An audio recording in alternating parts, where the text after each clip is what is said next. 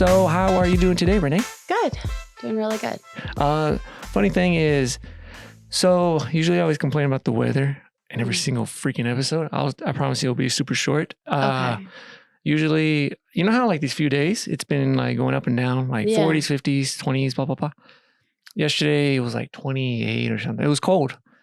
And today I checked, I was like, oh, it's going to be like 40, whatever. It's probably going to be nice. You know, I don't have to wear like my big puffy jacket because I was walking from the university. Oh, yeah. Man, it was freaking cold. Yeah. Yeah. Do you walk with all this stuff too? Yeah, I walk with all this stuff. Oh my God. Yeah, I usually have it like in a box in a backpack.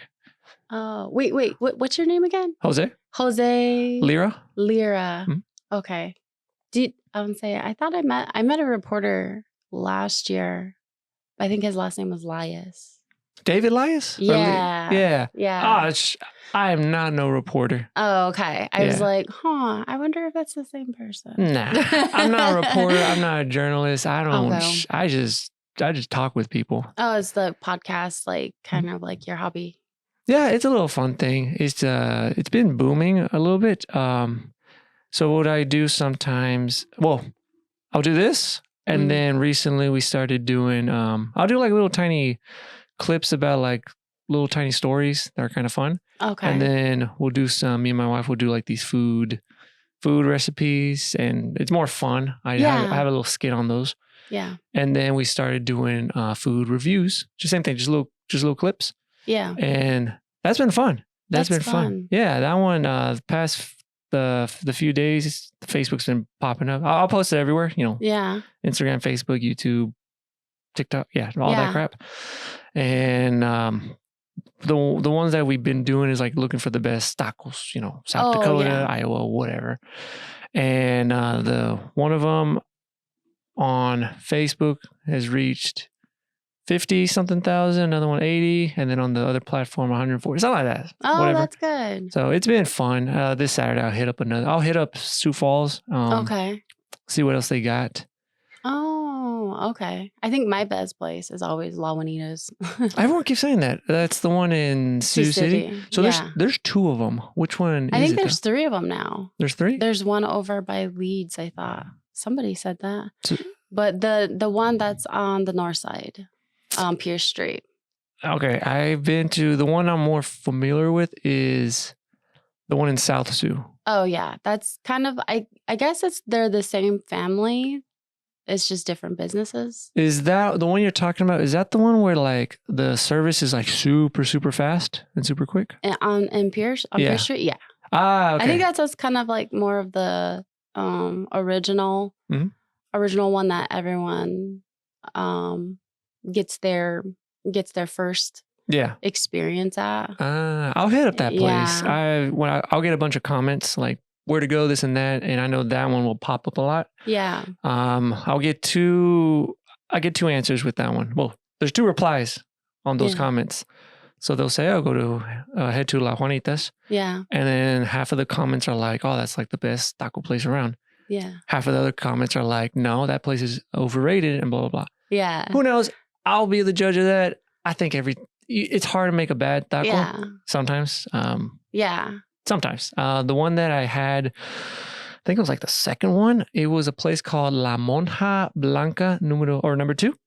The place, I've been there twice. Oh, yeah. Is that one on the north side or is it on the west side? In Sioux City? Yeah. I think it's just... Oh, it's on the north side. It's up there on... I think I know what you're talking about. If you go, I know if you go all the way straight, there's a Menards somewhere. I don't know. This place is small. Okay. I need to... I confuse South Sioux City, and... If you go over the bridge, it's South Sioux City, Nebraska. Okay. So you literally go in 3 states. Yeah. And like within like, I don't know what, 5-10 minutes. Yeah. Because you're in North Sioux is South Dakota, Riverside and all that. And then once you get to the War Eagle, there's that Iowa state line, War Eagle Monument. It's like up there on the bluff. And then you have the Missouri River. And then you're in Iowa. And then, but if you go over the bridge, that's Nebraska. Oh, okay. Yeah. And then that one's probably in Iowa. So regular South Sioux. I mean, South. No. Finding insurance sucks. Lucky for y'all, I partnered up with Farm Bureau Financial Services. Need auto insurance? They got you. Need home insurance? Why not? You can bundle up and save a little bit because right now every dollar counts. They also do life, health, farm insurance. And if you have a bit of extra cash laying around, their financial services might help you out. Give John Cole a call and see what he can do for you. And tell him I sent you there. Links are in the description. Call 605-624-3011. On West Side, it's probably on the West Side. There's one that used to be Dairy Queen. I think both Dairy Queens in Sioux City now, the one on the West Side and on the North Side, they're both taco place, are Mexican taco places. Oh, okay. And one of them is what you just said. Yeah. And it's hard for me to be able to pronounce it. So I just say, the old Dairy Queen. Okay. That place was, the first time we went there, it was fine. Actually, I thought it was pretty good. And then the second time we were like, hey, let's do a little review. And it's mostly just, I'll record the menu, and then we order for takeout usually. Yeah. So I don't record like the inside, not too much. Or I try not to record people. Yeah. And then this one was kind of different because so we got there like 10 minutes before closing, which is fine. I know they ran out some of the meat. It's fine. I understand that. Yeah. I think they ran out of like al pastor, chorizo, stuff like that. Mm. The thing that caught my eye was they were heating up the tortillas in the microwave. I've never seen that before. Okay. That's not normal. I've never seen that before. Yeah. So I was recording that part, not the person, but like that. I'm doing a review. I said the tacos were I think they were fine and decent. I didn't have any bad things. I just said that the tortillas, they were kind of, they could have been a little bit, they tasted a little funny. Yeah. And it's probably just the microwave part. Maybe they're just in a hurry. Yeah. I think that one blew up on, I forgot which social media. And then I had like someone, I think from the restaurant, contacted me. I think she's from the restaurant because she was telling me to take the video down. Oh.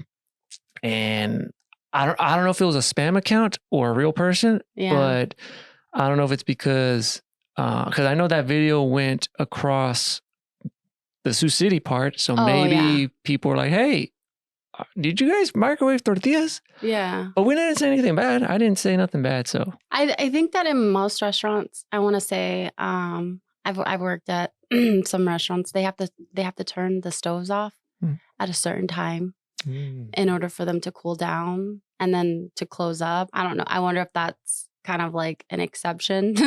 Maybe that's what they did, or, maybe there was some miscommunication. But if it is, microwavable tortillas, that's unfortunate. But I think with Balmanitas, what you'll experience when you get there is you can see everyone cooking. Like it's a very open, I want to say open kitchen concept. Yep.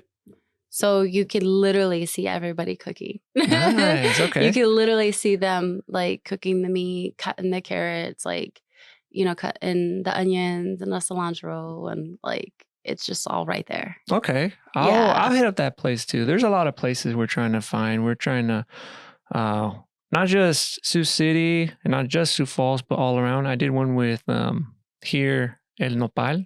Oh yeah. We did that one. I just recently posted that one, and I want to just travel, everywhere. So there's some small towns across the state, some also in Iowa. I'm just looking for places. Also, there was another place. This one wasn't even a taco review. This one was it was like a diner, breakfast type of place. It's in Beersford. It's called Hole in the Wall. Me and my dad, we were looking for a place to eat breakfast, and I'm like, there's nothing, because we were coming from Sioux Falls, and I looked. I was like, there's a place called Hole in the Wall. I'm like, let's go there. It has a bunch of reviews. Yeah. So we get there to Beersford, and then it's like in a gas station. I'm like, oh, well, we're already here. Yeah. This has one of the best breakfasts I've ever had. Wow. It was amazing. We did a review on that. And that one also blew up too. I was like, man, these places are these like hidden. I don't know if it's hidden. For me, it was hidden. Yeah. But that's kind of neat. I like that stuff. Yeah, that's neat. That's awesome. Yeah. Hey, quick question. Do you live around here? Yep. I live down the street. Oh, okay. So do you know about the that they're making a gas station across, you know where Casey's and Walmart is, across the highway? You know, there's like a little development right there. I've worn glasses and I've worn contacts. That's why you guys need to see Prairie Eye Clinic. They offer only the best for their patients. What makes them different is that they go above and beyond. From your general eye exam, glaucoma management, cataracts, LASIK referrals, and more. Also, they got the new Ideal Contacts that's exclusive to Prairie Eye Clinic, delivering the best care at a more affordable cost. Casey's and Walmart across the street from that? Yeah. Across from Casey's? Like on the other side? Yeah. There's Highway 50 and then there's like a dirt road. Okay. And there's a bunch of houses. Yeah. So that piece of land that's right there. Yeah. So that is now city, and they're making a gas station on that corner. Oh. Yeah, it's going to be a Circle K / Holiday, something like that. Okay. They had a few meetings because I went to them. Yeah. The thing is, there's concerns with with citizens because I guess apparently I didn't know this until recently that Highway 50 or right there is very dangerous. Mm-hmm. There's a lot of accidents and this and that, and they don't want to put like a light, or they don't want to slow it down, or blah blah blah. It's not really the city. Mm-hmm. It's the state. Yeah. And that the state, the DOT, they say that they don't want to. So there's a bunch of backlash going on that crap. Oh, okay. I know it does get busy right there when I'm leaving for work in the morning, like at Casey's, like just trying to pull out of there. Mm. It does get really, really busy where you kind of don't know if you should wait or go, or how fast the car is going to go. Yeah. How fast the car is actually, if they're driving the actual speed or if they're going faster than that, you know. So it does get a little congested there, especially when there's somebody coming down that dirt road and then somebody going across and then the other one going that way, and you got people coming this way. It can get a little dangerous, but I guess, I mean, they'd probably have to add more road or like more of a shoulder. So that was another concern too. They were saying that, why don't they just add another? So where that gas station's going to be at, the only entrance is that dirt road, which is it'll probably be paved, but that's the only in and out for the gas station. So people that live over there, they're like, hey, well, how are we going to get out? Because if they're going to be a gas station, there's going to be more traffic. Mm-hmm. I don't know if there's going to be semis, blah, blah, blah. You know, can there be like another road to exit out? You know, whatever. But state controls that, and they said no.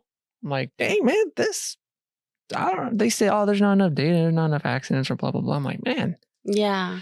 State is kind of, I don't know. Casey's is doing fairly well, right? I mean, as a gas station. I could see how semis can't really get into it, though. I guess it's a little bit more difficult. I think I grew up in Sioux City. So the type of that road right there on, I want to say that the interstate, I can't even remember what interstate that is right there. You know, going under the bridge, that took forever. I swear it was like 10 years. It took a really long time because of how they had their turnoffs, their exits. And it's kind of like, you know how they do those big old circle loops? Yep. It just seems so dangerous for semis.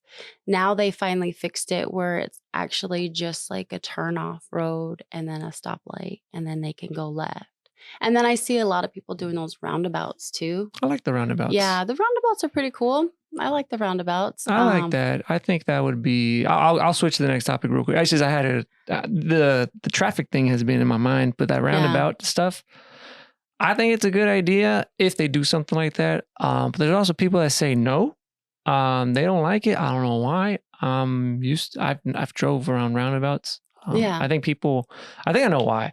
Because they think that it takes too much time. Because, for example, if you want to go left, you gotta, go through that roundabout. Yeah. But you're not stopping. Like, if you're on a stop light, sure, okay. So let's say it's green. Yeah, you keep going. Now, if it's on red, you're there for like a minute or two, and you're like, there's no one here. Why can't I? It just makes the flow actually goes better. Yeah. That's me. Yeah. So this episode is brought to you by 5 Star Barbershop. Are y'all guys looking for a place to get a haircut? I recommend 5 Star Barbershop. They're the #1 barbershop in the southeast region of South Dakota. From haircuts, beards, eyebrows, shampoo, you name it. They also offer discounts for students and athletes. I will add their link so you can make an appointment because they get very, very busy. Now let's get back to it. You don't have to completely stop and then gas back up and keep going. Hit the gas and keep going again. That's what I think. Yeah. So how'd you get over here? College. I grew up. I was born and raised in Sioux City, and then I moved to the reservation, and I want to say 95, and then I lived there till I was about 17, and then I moved back to Sioux City, and then in 2015. I graduated college from Wayne State. Well, I went to NICC, Nebraska Indian Community College, and I got my 2-year degree there, and I graduated in 2012. And then I transferred to Wayne State, got my 4-year degree there, and then applied to the graduate program here at USD, got accepted. So then I moved here in 2015. So I've been here ever since. Nice. Yeah. What res? Santee. Which one? Where is that on the map? It's like 70 miles. What would that be? West of here. I want to say like northwest. More central. Past Yankton. Yeah. Okay, so it's in Nebraska. Oh, okay. Yeah, it's in Nebraska. Well, or Nebraska's around it. I like that. Yeah. So, it's located over by the Niobrara, I want to say town. Mhm. It's along the Missouri River though. Okay. How was life like on that? I think I talked to Christian Skunk about it on his perspective. What about yours? It was what do they call that, kind of culture shock, I guess, because I grew up as a urban native. And I think I went to the res when I was in 5th grade.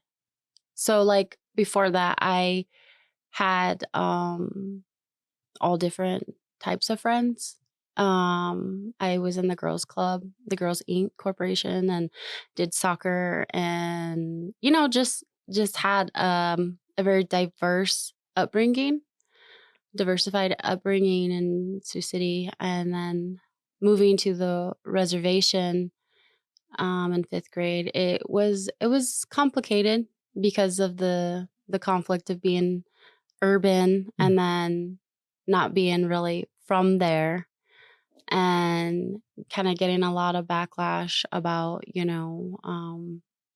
just not being accepted fully, and getting bullied, getting teased, getting hazed, all that stuff. It was very difficult. And then my mom, I think the other stigma behind the bullying and the things I was going through was my mom. She suffers from a mental health discrepancy, and that kind of added to like the feeling of being so, I want to say, isolated, because mental illness wasn't talked about, growing up. And that was in like the late 90s, 1999, 1998. Wasn't talked about, And so and my dad, he worked a lot. And, I have 8 siblings. There's 9 of us. And so I have older siblings and I have younger siblings. And then just having a big family, and then moving to the reservation, and then just things on top of things on top of things, and trying to adjust to it. It was hard. It was very difficult. And it's smaller there. It's a lot smaller there. And it's very kind of desolate. It's there's 2 ways to get in and out, but one of them is a gravel road and one of them is concrete. And so it's kind of like, I'm going to say there was a gas station there and they do like fried foods. And then they were working on the casino. My dad actually moved there to help work on one of their very first casinos. And so they were starting the casino and basically a school, a small clinic, a small community center, tribal building, tribal offices. I don't remember a police station. There's one there now, but I don't really remember one growing up. In the Indian store, they called it the Indian store. We were just talking about it the other day.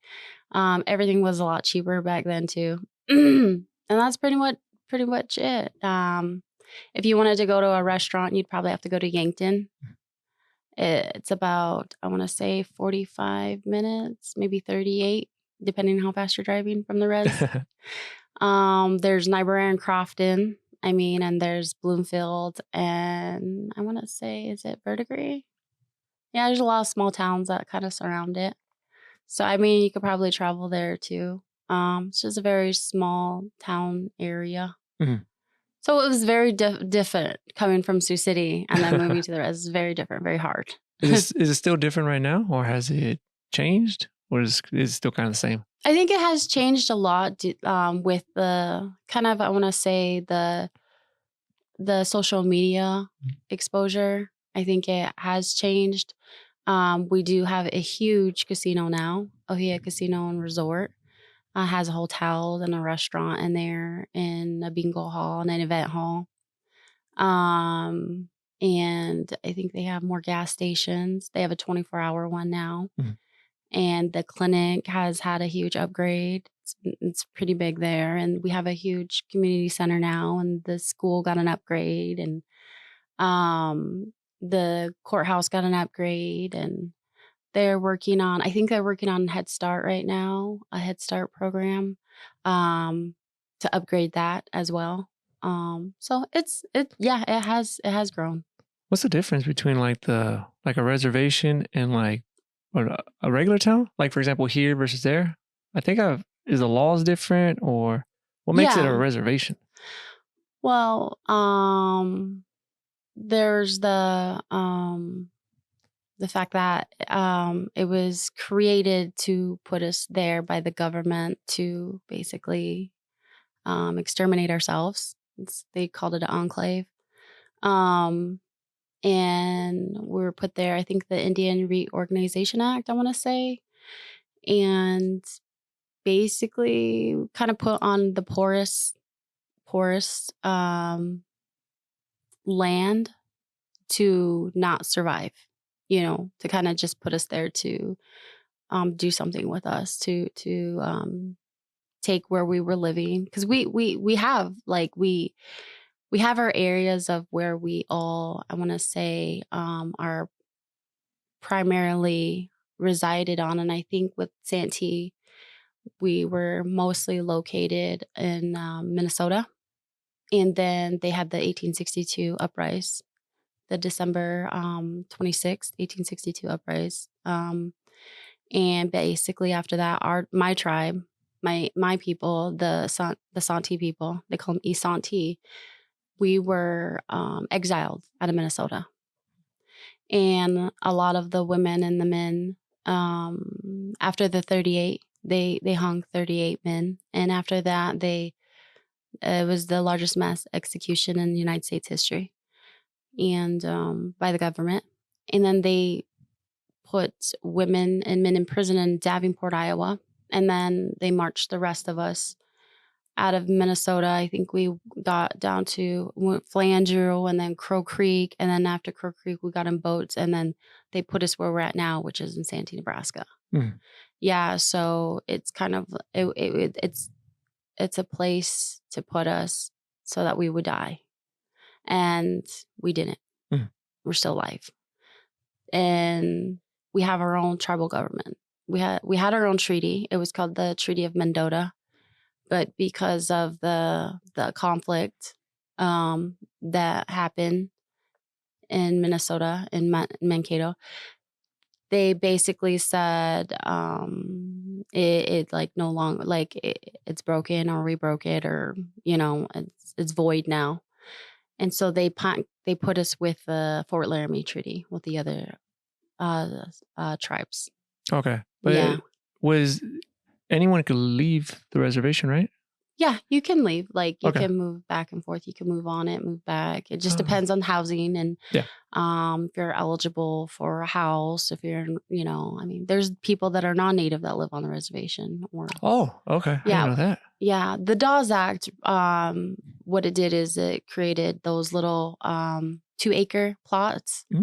And sometimes some people would sell them and they didn't have enough money to feed their family, or they needed the money.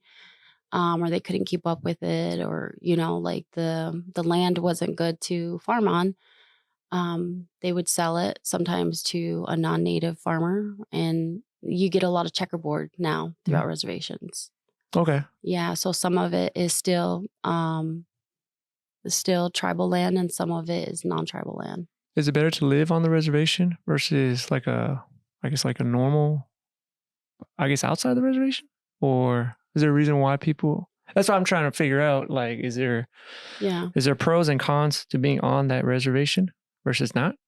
Well, yeah, I think as far as just being desolate, and then the food crisis, and the I want to say the medical, the crisis, stuff like that. I think those are all reasons to not want to live there, but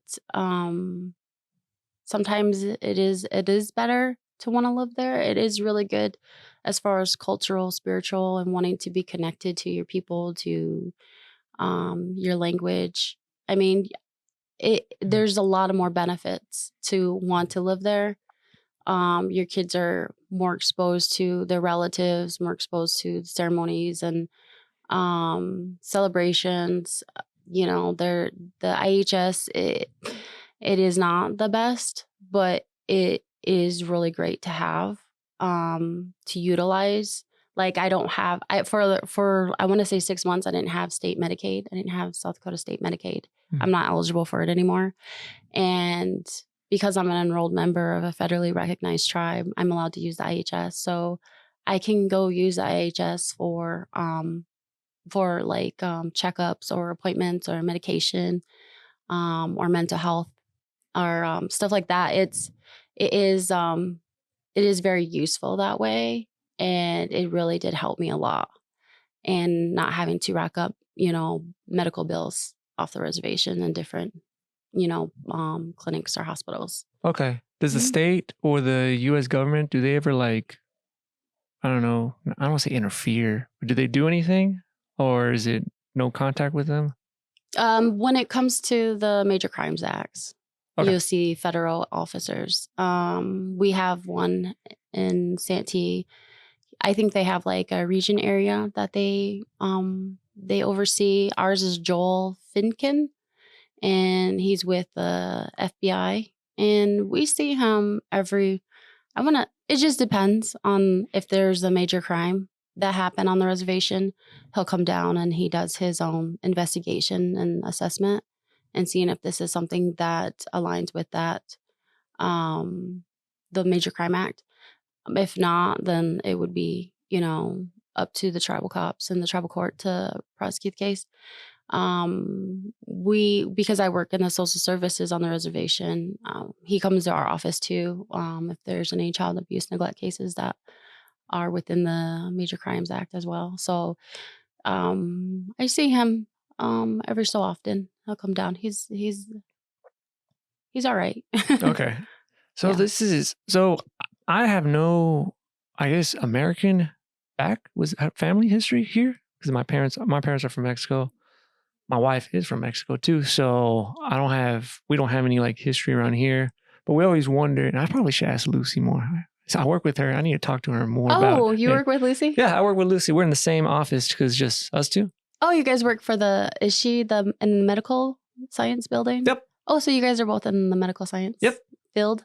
Yep. Awesome. So yeah, that's why I get when I have questions about like native stuff, she's my go-to person. Yeah. Because it's interesting because same thing. I'm not from here. I'm from Texas. There's not a lot of Native people over there. Yeah. So when we came up here, I remember we're like, hey, look, there's Hispanic people. Oh, they're not Hispanic. They're Native. Oh, snap. Why do they look like me? So Yeah. that was kind of different. So learning about the culture and all that. But something that me and my wife always wondered too, or maybe just me, like those reservations. I always wondered how. I mean, and maybe you tell me, maybe you guys got better like history on it. Mm.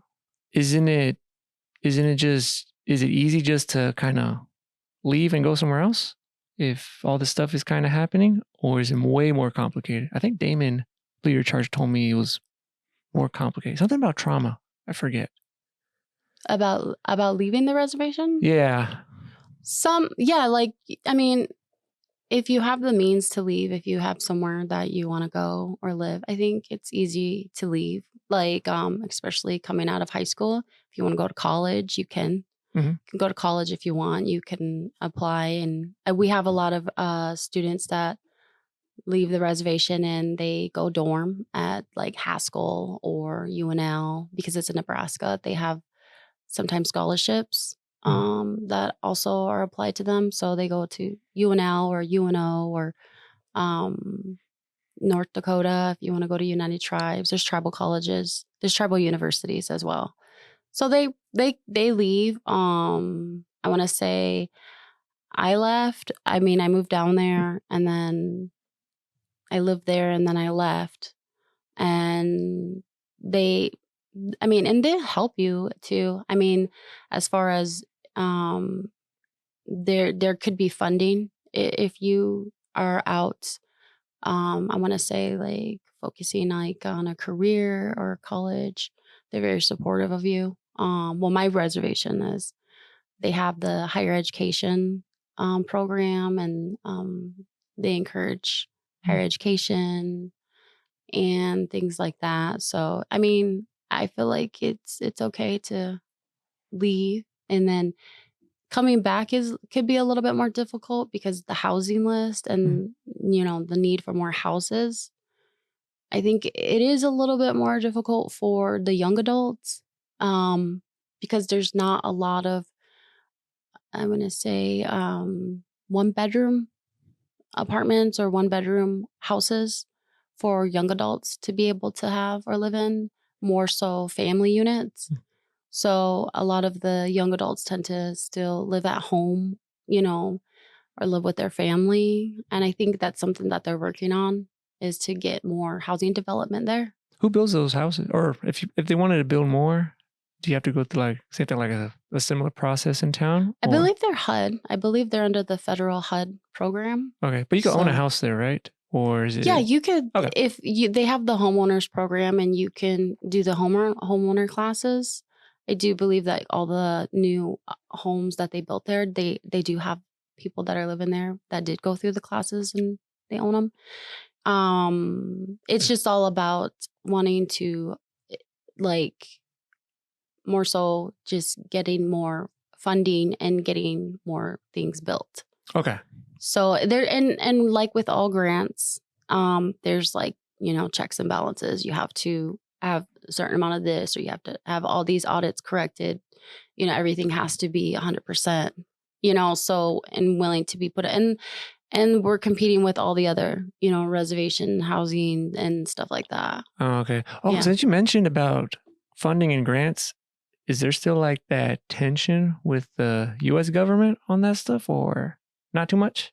I just saw that I'm gonna say SAMHSA grant with the mental health. Mm-hmm. They just stopped that. So, I mean, that's probably going to hinder a lot of people in the mental health programs and areas. And on our reservation, we have the heart program, and they're really awesome. They have a psychiatrist down there, and I don't really know. No, it's all right. I try to learn a lot about all fields, but I do explore, like, the questions you have. I do explore those things just because I have children. I have a lot of children, and so there's always a need, and there's always questions and answers. Yeah, I feel that. So yeah. Now let's get into that topic, because Lucy told me about, if I remember right, the acronym is MMIW, the missing and murdered Indigenous women. Yeah, there's the MMIR, the missing and murdered Indigenous relatives, and then MMIP, missing and murdered Indigenous people, and then they also put in like men and women. The acronym for MMIW is missing and murdered Indigenous women. Okay, so what's going on with all that? Well, I guess it's more of a movement. It's a movement because it is a crisis. I think that as far as our missing relatives or our murdered relatives, a lot of times their cases get overlooked. Well, majority of the time, obviously, it's a crisis. They get overlooked. There's no attention. There's no investigations. There's kind of open shut cases, and a lot of times families are going without justice for their relatives, and so so many people have experienced it that it has become a huge movement, in this country. Okay. Where are those crimes happening? Is it happening like in reservations or anywhere? Yeah. Well, anywhere. Anywhere. It just depends on which case, which relative is, every case is different. Every case is unique. And so it could be on the reservation or off the reservation, and or it could be in a different state. People go missing. People aren't found. I think it's just it's one of those things that it just gets overlooked. We don't get answers, and I think a lot of the times it's jurisdictional issues. As far as when it is on the reservation, you get the FBI saying, well, it's not in our jurisdiction, it's actually a jurisdiction, and then you go to different you go to where they tell you whose jurisdiction is. No, it's actually not our jurisdiction, it's their jurisdiction. So it's kind of one of those things. And with reservation, I know that a lot of people don't know this, but on our reservations, because of the Major Crimes Act, and because the federal government oversees major crimes, there are laws put in place where we're not allowed to charge or arraign non-native offenders. Really? Yeah, we're only allowed to charge our own people in the tribal court. Or if it's a major crime, then we obviously have to contact the FBI for our tribal member that committed this crime, or even if that suspect's on the reservation, like if he's not native. What? Really? So if there's like a guy, like a normal, someone here. Okay, let's say like a non-native. Yeah, let's say a non-native heads to the reservation and let's say murders someone, and they catch him. They can't try him? Not through the tribal court. Oh, so that's why they got to contact. So we have to contact the state. The state basically is the one that can persecute him. Really? Now can or the federal government, I think, can the federal government, can they get native people on the reservation, like try them for a crime or not? If a native person committed a heinous crime, then yes, we contact the FBI. The FBI is the one that does the major crimes, the heinous major crimes. But if a non-native committed murder on the reservation, I want to say the FBI and the state get involved. But if a native on the reservation did some crime such as, car theft or burglary. Well, I guess burglary is part of one of the major crimes. Like a car theft or an assault, then they could be tried through tribal court, a native. But if a non-native did a car theft on the reservation or did an assault that wasn't a major assault, then we can't charge them through the tribal court. We have to contact the state. Really? Can you can they get that person though and like take them to y'all's jail or Mm-mm. really? You have to call the state. What? That seems very backwards. Yeah, it's created in a way for us to basically not have any. we can't charge anybody that's not our tribal people. What happens if you do though? Like for some reason say, well, no, we're gonna do it. Can the federal government do something? They can come in and say this is our jurisdiction. Oh, okay. So, I believe anyways, but for the most part, that's what I've been taught and know and aware of. So a lot of the times, I'm going to say you would probably take, for example, you would have a non-native that's with a native woman and there's domestic violence and she may have been domestically abused and then left outside and then she has died due to the what do they call that? The I can't remember what it's called, but there's a word for it. And to exposure. Mm-hmm. And then he's not gonna get charged. Wow. Because she didn't really die because of the abuse. She died to the exposure. And that happens a lot in Native country. Now, Indian country. Okay. Can those communities though, like if they wanted to, take the how do I say take the is it act in their own hands? Like I'm going like different countries now. So let's say that stuff happened, and in the community they're like, okay, let's get this guy, and let's say they did something horrible and they dumped him somewhere in the I don't know somewhere. Would the federal government like go? Would they investigate all that and try to find the missing person, or they'll probably give up? No, the federal government will step in. They will? If there's a homicide or a heinous crime, they will step in. For a non-native though, right? Okay. For a non-native and a native. If there's a homicide. Okay. I watch a lot of movies. I was trying to figure out. You have to think of reservations as a nation within a nation. Okay. Yeah. Nation within a nation. Yeah. They're nations within a nation. Oh. Yeah. But as far as when it comes to the major crimes, I think there's like 12 or 13 of them now. There used to be 7. But I think there's like 12 or 13 of them. If any of those happen on the reservations, then that basically initiates the FBI to come. What if it's like two natives, but from 2 different reservations? Then that's definitely the FBI jurisdiction. Oh, okay. Yeah, because then they work across lines and state borders and stuff too. Dang. Okay. Yeah, it's definitely a FBI. It just depends because that FBI, that officer, he sees over a certain amount of, I want to say, reservations. Like the same FBI we have, he also oversees the reservations over in Nebraska, over like the Omaha reservation, the Winnebago reservation. Like he also oversees them too. Oh, okay. So what do you think is causing all these like women missing? Is it like what's that word? I guess yeah. What does that cause? Is it just domestic abuse? Or are these guys crazy? Is there trafficking? Or I don't know. What's your theories on that stuff? Or what have you found out?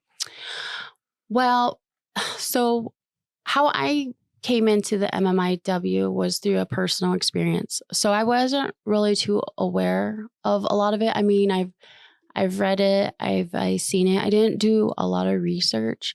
I wish I probably had, but I kind of felt like when it came to the anime, her name is Aquash, anime Aquash on Hulu. So she was a Native woman, and I believe she was from Canada, I want to say, and she had joined the American Indian movement, and she was an activist, but she also ended up being murdered. But see, the autopsy report, the first autopsy report, basically said that she died to exposure. and they closed the case. Well, then I believe her family, they requested to get another autopsy done, and they did. And that autopsy came back showing that she had a bullet in her skull, a bullet hole in her skull.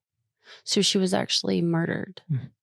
And so that kind of gave me, like, I want to say, following her story and seeing it, it really kind of, it was like in the middle of the night because I watched it. I can't remember how long it is, but geez, I was up till like 3 a.m. watching it. And I just got this like really overwhelming feeling that I just really need to say something. Like, you're not going to live with yourself if you don't say something. And so I literally made this huge post on Facebook about my aunt. And, wow, like I got a lot of feedback, a lot of responses and comments, and it just it was in November of last year, I want to say, and it just kind of took off since then. And because my aunt was murdered. Yeah, so my aunt was murdered when I was 7 years old in Sioux City. And there are some cases in Sioux City right now that are being looked at. There's another MMIW case there, and that's Terry McCauley. And really good friends with her son, Nate McCauley, and her nephew, Josh Taylor. They have been advocating for Terry McCauley's case, and they did finally get an arrest this I want to say last year. And they are getting ready to head to trial. Oh, okay. Yeah. So, and she went, I want to say around 41 years. I want to say 41 years without justice. Yeah, 40 years. Yeah, 39 or 40 years. Without justice. Dang. And they finally got somebody arrested. A suspect has been arrested. Okay. So also that kind of really, really ignited like our family wanting to get justice for my aunt, because nobody was talking about her. Her case wasn't being talked about, and it just was basically forgotten. And I think for the longest time in our family, we ourselves didn't talk about it because of the trauma and the impact it had on our family. It was just kind of one of those things that you didn't talk about. And nobody really said anything. Like, growing up, like, you knew it happened, but like you don't really have a lot of answers, or you don't have a timeline, or there's just not enough discussion that was put there for us to get an understanding of acceptance of it. I think we were just really like very confused, very, very traumatized and hurt. And sadness. So now it's been, this year, it'll be 34 years since she was murdered, and has not gotten any justice. So that's one of the things that we have been working towards. Oh, and I have her. This is her right here. Yeah. And I also brought you. Oh. I brought you one of the things that we sent to the state's attorney's office in Iowa. Here you go. Oh, thank you. Yeah, you're welcome. Lori Ann DeCora. Yep. So that is my aunt. That is my mom's younger sister. And we have done some candlelight vigils. We did some fundraising. We had a memorial. We just work on events every so often, and just try to keep bringing awareness to like her name, her face, her case, and try to get, justice for her. Okay. How come why is it so hard for, maybe it's because I'm not a cop or a detective, but for them to just like, with a bunch of cases, just be like, okay, well, we'll just shut it down. Don't they want to know like what happened? Well, I think back in, I want to say back in the 90s, the early 90s, there was a lot of, well, I'm going to say there probably still is to this day. There's a lot of racism in Sioux City. And it just was probably one of those cases they really didn't really care too much to look into. Didn't really care too much what happened to natives there. You know, it's kind of like being put on the reservation, you know, like they just want us to exterminate ourselves and that's it. And I think with my aunt's case, because it wasn't a non-native suspect, it was another native suspect. It was just kind of like one of those things where it just fell between the cracks. Yeah. Do you think that racism's still there nowadays? Well, I think that what the current situation has showed me in the United States is racism is still very much alive everywhere. Okay, that I could agree. But you think it's what do they call it? Is it systemic? Systemic? Yeah. Systemic racism is, what is systemic? I'm using words that I probably don't know. It's kind of like the root problem. Is that it? I think. Kind of like, yeah, I can see it being, it is definitely an issue to why I think, people that are native feel the way they feel about, the government and the things that have happened with the relationship to the government. And, I think that it does hinder a lot of things for other people that are, you know, native or other cultures. I read somewhere, because I went to college for criminal justice, and I read somewhere where the ACE study, the adverse childhood event, is higher in other groups of people, other races, due to we have heart fail, like I want to say heart problems, rapid heartbeats, and I think it has a lot to do with racism, because if you think about just driving in your car and seeing a police officer that's about ready to pull you over, like imagine the anxiety that you go through, the feeling that you have to feel because you're being targeted, or you feel like you're going to get pulled over, and you know, one wrong move, you're going to get, you know, probably get shot, you know? So imagine having to feel that all the time. It's going to eventually, you know, over and over and over again, or how many times you have to feel that when you come in contact with law enforcement. That's it. It can eventually build and fester and grow. And I think heart failure is the number one cause of death in the United States. I do believe that. And I think the second may be cancer, but number one is definitely heart failures. Do you think that, like, those police, not every single police officer, but do you think they are targeting like minorities? I think it's like nowadays. I think it's a lot easier to target minorities. I think it's a lot easier to target them. You can see the privilege. If you get on TikTok, you get on Instagram, you watch reels, you could see when it's I'm gonna say non-native people, if they're getting pulled over and how they're treated. The treatment is very different. And you know, you can see how calm or relaxed, and how, you know, just like with that one case, what was that, guys? That boy in Wisconsin that shot those people.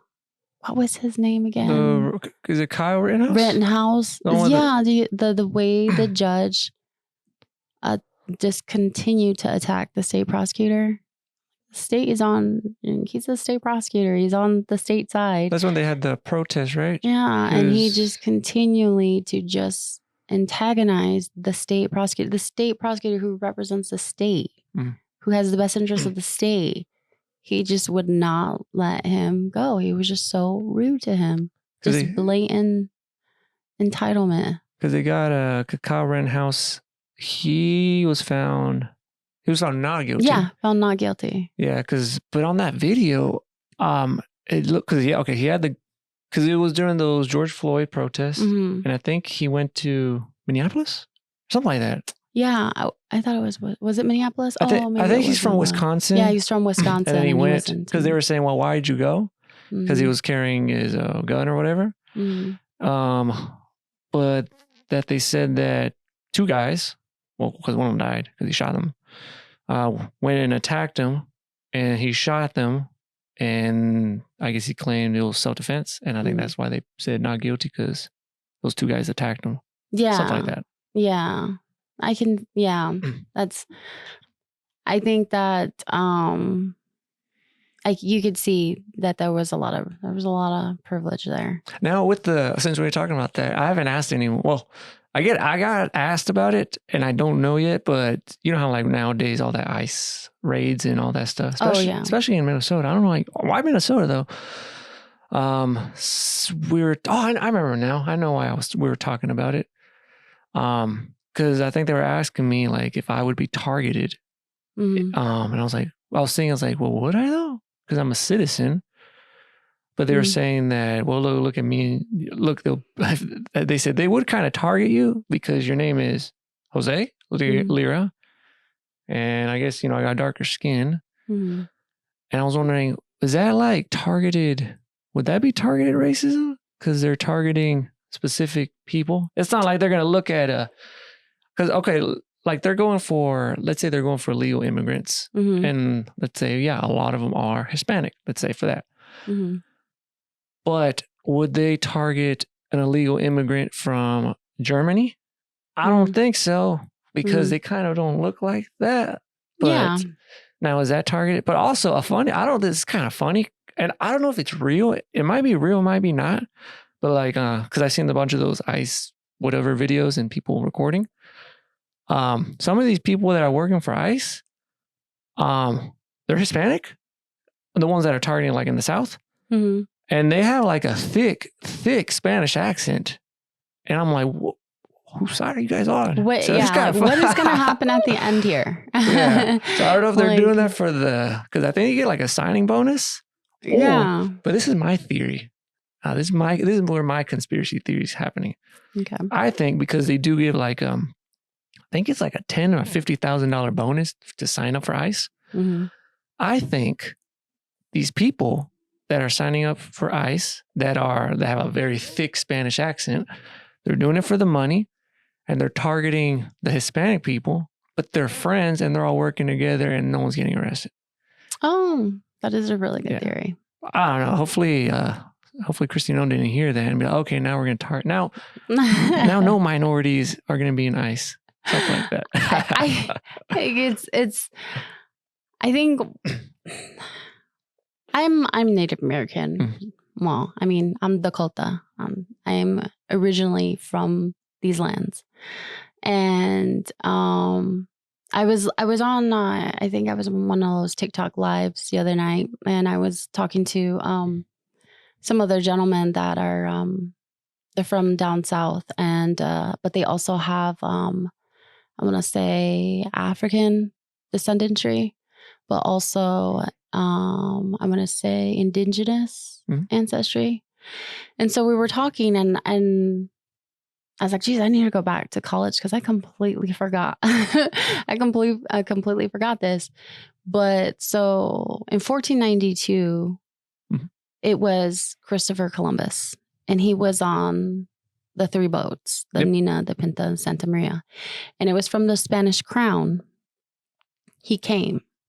And he was working for the Spanish crown and the popes with the doctrine of discovery.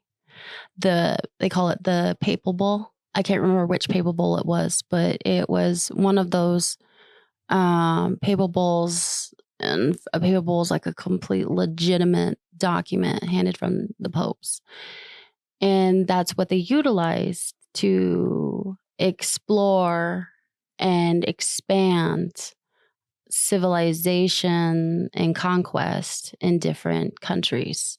So it wasn't just the United States. It was in other countries as well that they used that. So the doctrine of discovery is one of those things that's been cited in the Supreme Court justices. I want to say, what was it? The United States versus the Macintosh. Oh God, I can't remember. I need to go back to college. But it references it in a way where Indigenous people, because we're not Christians or Christian believers, we are not allowed to own property. We are like landlords or something of the property, but we do not own it. It is not something we own. And also, so that's kind of like, we're basically in the Constitution. If you look it up, we're merciless savages. That's what they named us in there. So it's one of those things where, because we don't believe the way they believe or look the way they look, they are automatically imperialistic to other cultures. Is this the same time, or like you said 1492? So 1492, yeah. And so I was talking about ancestry and looking up my family tree and ancestry and stuff. And I said, the further I go back, the more we go into our Dakota language. Like my great grandma and my great grandpa, they're just like, it's just their Dakota name. We don't have last names. And so, and they said, if you want to look even further, you should probably look in the Spanish rolls. And I was like, but why? And they said, well, because it was the Spanish, the Spanish were here. And then they started telling me about Napoleon Bonaparte. Yeah. And how and Napoleon is Spanish? He's French. He's French. Yeah, okay. French. So what had happened was, apparently he had made some enemies and thought that he could take them all on in a war. Well, he couldn't, and he lost. And he ended up having to owe a lot of people. And so eventually that's where the French and Indian War was in history. And then, I think that they were making kind of like, I want to say, deals or treaties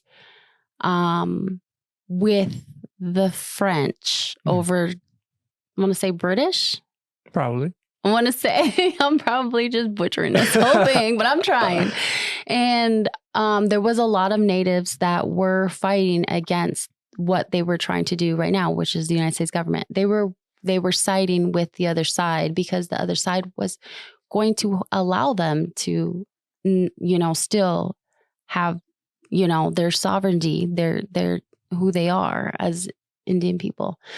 And, but unfortunately it was lost. And I want to say, was it to the British Crown? And so therefore you get the Mayflower.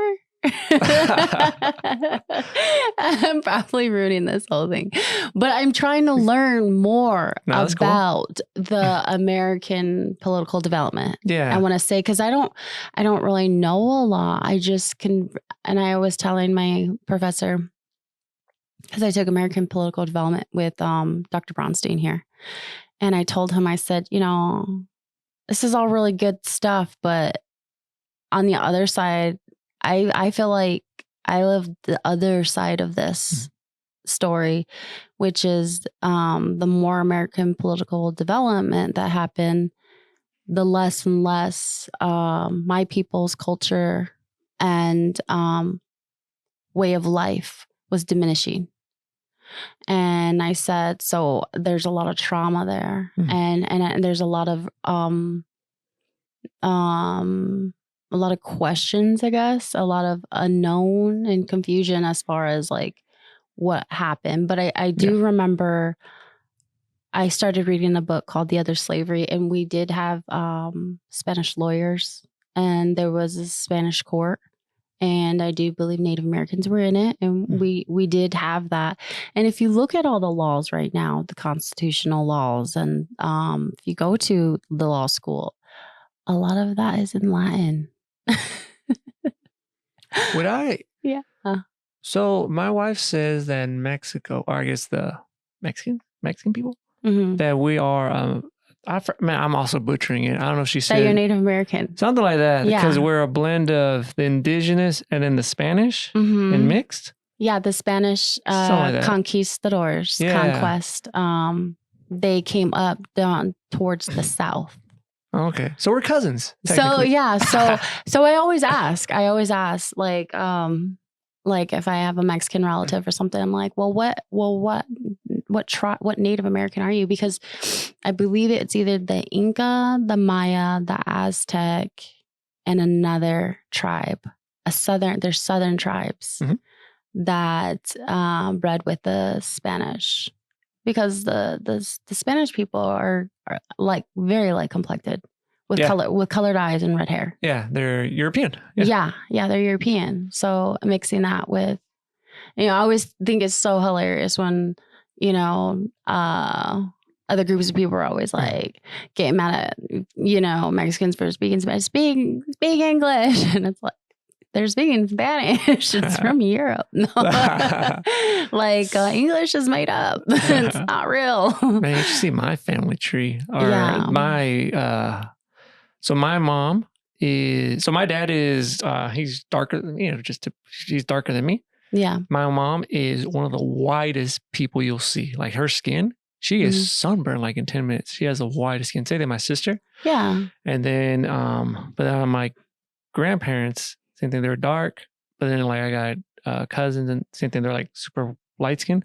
But also in my family on my mom's side, my dad's side, the green eyes, it's a trait. So it'll go somewhere. Apparently everything missed me. I got nothing out of it. Well, you look more Native American. You get to be more Native American. No, but I think that having Mexico, because Mexico is part of this continent. So as Indigenous people, as the first people here, we call this Turtle Island. This is Turtle Island.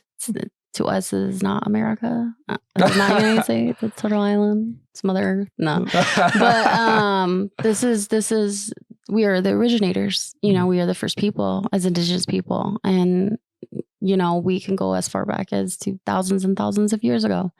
And I think that Mexico is part of this continent, and so kind of like they drew a border where they wanted to draw a border. And I was cracking up because I was reflecting on my brother. When he was in college, he was part of I want to say like a group of people that would rap. And I remember him, he's like, the borders didn't cross, or he's like, we didn't cross the borders crossed us, like cool. He would always like be saying that, like, you can't just create an imaginary line and be like, oh yeah, you're an illegal alien. No, this is part of Turtle Island, So I totally understand, where you come from, and that's something probably to, True. Because if there was like, for example, if let's say like aliens from space and they came to Earth, they would all look at us the same. They're like, yeah, those are the human species, and exactly. Blah, blah, blah, blah. Be like, what? Exactly. I was reading this book called, obviously there's Howard Zinn, A People's History of the United States. And I started reading Savage Anxieties by Robert Williams Jr. And those are really great books. And I think with one of them books, I can't remember which one I can reference, but they said that like we were all tribal people at one point. We were all tribal, and civilization has been fighting for over 3,000 years. They've been fighting against each other for a long time already. And that Socrates basically said that he believes that greed is what has changed the course of his people. I believe that. 100%.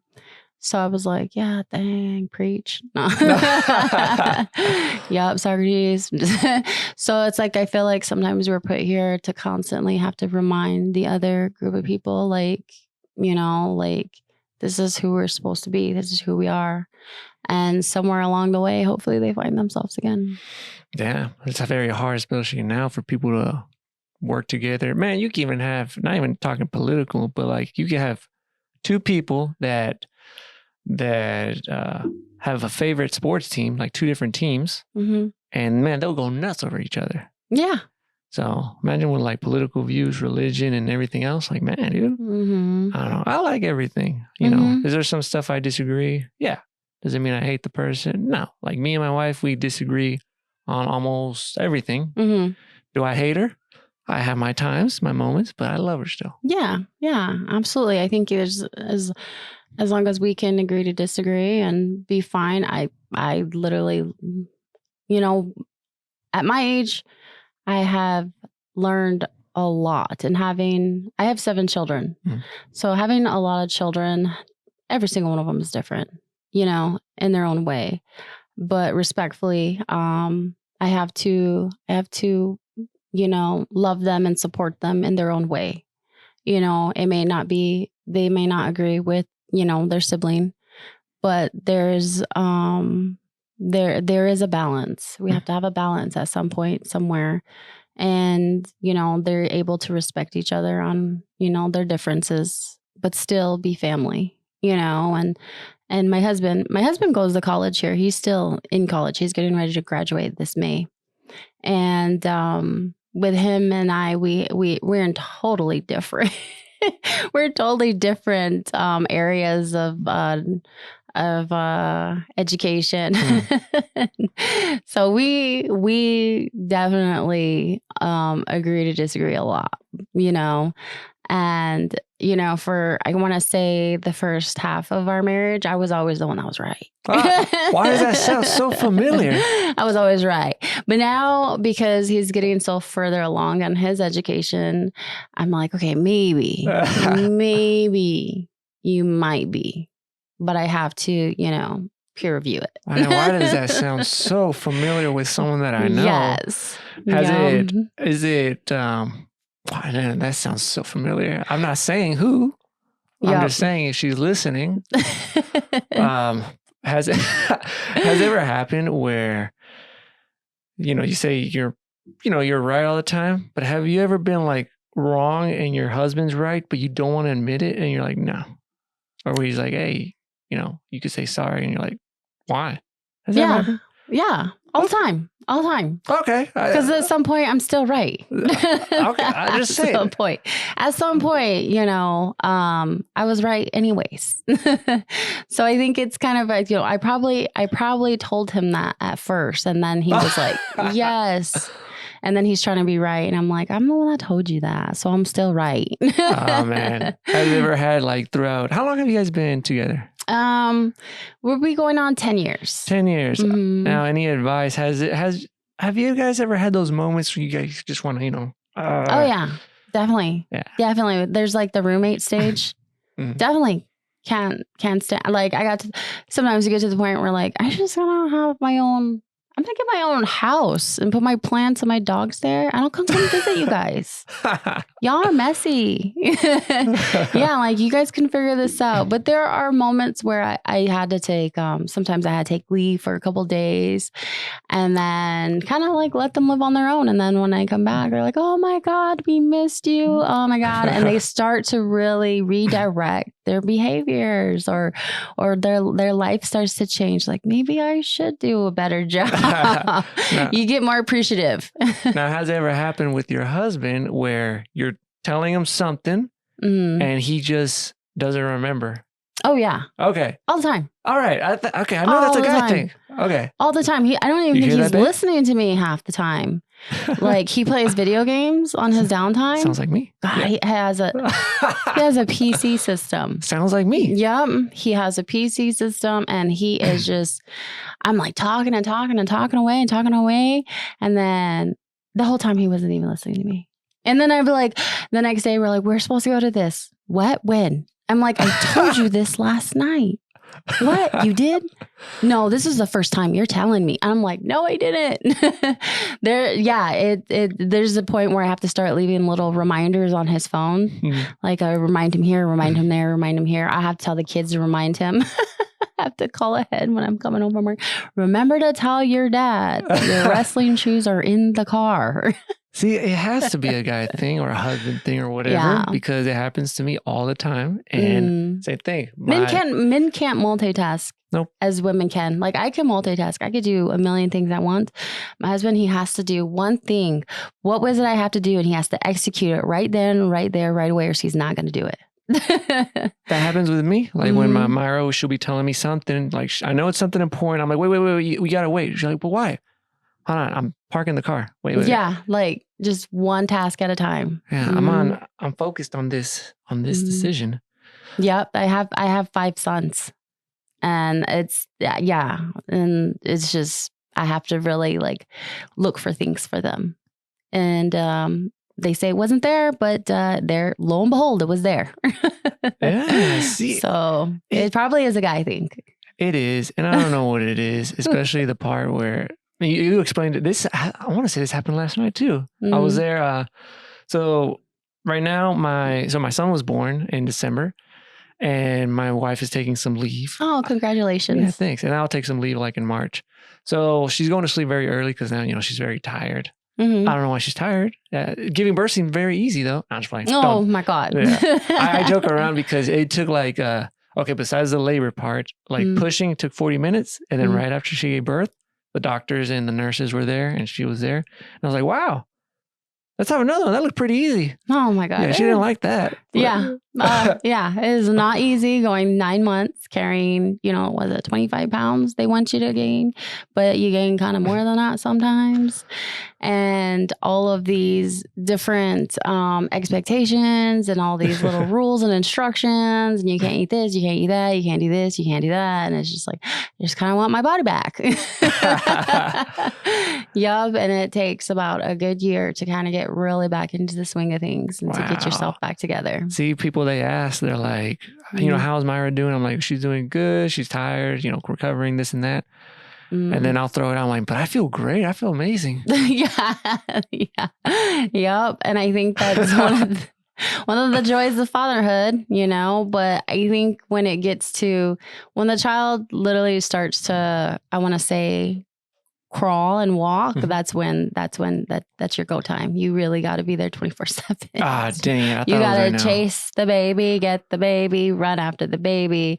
Yeah, because they'll get away. See, Myra's telling me, so right now, I guess it's a little baby stage. Yeah. She says, when it's my turn, I guess, he'll be 3 months. When it's my turn, she says, please don't be playing video games the whole entire time. I'm like, why? I'll be with him. She's like, please don't carry him and play video games at the same time. Well, I'm like, why?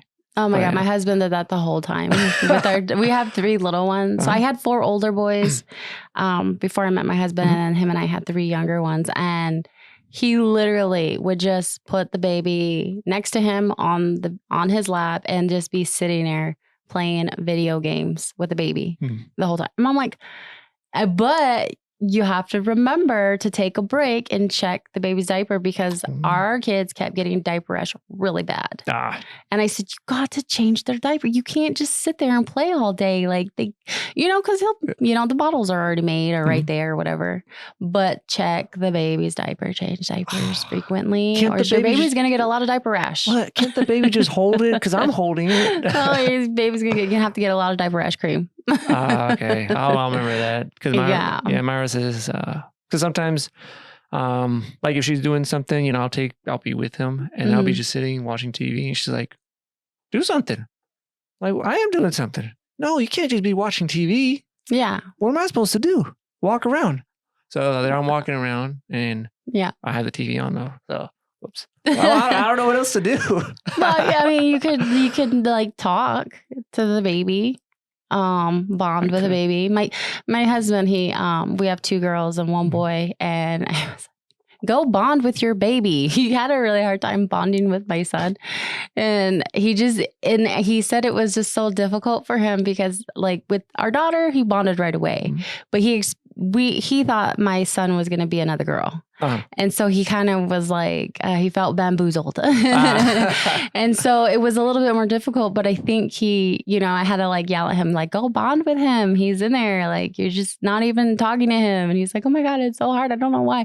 And I think he said he smiled. My son smiled at him, and it was one of his first smiles. And then that was it. My husband was just like, oh my God. Like, he just bonded with him after that. And, because people don't talk about those things. And I'm like, yeah, no, that happened to us. That's we're real people. We have our own flaws as people, but yeah, he definitely had to kind of work towards that. And then after that, like, they just do all kinds of cool stuff together now. Nice. He got him a PC. Awesome. Yeah, he got my daughter and my son a PC. And I'm like, oh my God. My daughter. I need to be friends with your husband. God, he's crazy. I guess I cannot believe he got them PCs. Yeah. Are they happy though? They're super happy. They play games together. Yeah. Living the dream. Yeah. They talk to each other on their mics, and they're just in each other's rooms. Like, my daughter's in her room. My son's in his room. My husband's in our room. And they're just having just the best time of their life building things together. And yeah, it's awesome. See, it's pretty cool. Oh man, you guys are living the dream. Yeah. So putting them on his lap that whole time playing video games, I think it kind of got them more interested in it. So I'm gonna go tell my wife. Renae says we got to get PCs for both kids to bond. Yeah. I have to bond with them. Yeah, it does help them bond. It does, but you also have to. He goes, and I think watching him and making sure that I'm not signing off on these things that they're great things to do, but they also are in a lot of activities. Yeah. So we make sure that they are definitely getting out there. Definitely, they're in soccer, they're in wrestling, they're in dance. They do a lot of extracurricular activities to be able to maintain their PCs. And they do their homeworks, and they get good grades, and they do their, they brush their teeth at night, and they keep their rooms clean, and they know how to fold their laundry and stuff. So they definitely have to keep up with earning it, but they do a great job. All right. So I'm going to beg. Something you could look forward to. You know what we should get for the baby's first birthday? We should get him like a PC. Or an Xbox. Yeah. My daughter wants a Hello Kitty one. So yeah, it's just amazing to see them, kind of bond over that. So all right. That's cool. So we need to cut this out or cut this short, or not short, but we're at an hour and 21 minutes. Oh, okay. Awesome. So yeah, I could go on, but I got to head back to work. Yeah. Yeah. Yep. Hey, awesome. I'm going to tell you something, and I told this to Lucy and Donis. So it's a joke, and if people are offended, they shouldn't be offended. But hey, why do Native Americans hate the snow? Because it's white and it's all over the land. Oh, man. I already saw this one. She took it. All right. Sweet. Is there any last things, last words, any shout outs you want to give out? Anything? No, if you want to go ahead and share that information, there is the Sioux City Police Department number on there if there is anybody that has any information regarding her case. But it does have case details on that, and anybody could go to the Iowa Cold Case website, and the links are on there. There's also a Facebook page that is Justice for Lori. So you could take a look at that. I help run the page. My cousin, who is her daughter, is doing like tremendously awesome good work towards advocating for her. And if anybody else has any, any questions, go ahead and you can message the page and they'll get back to you. Sweet. I'll add everything to the links and on description. But yeah, I want to thank you so much. Yep. You're welcome. Thank you.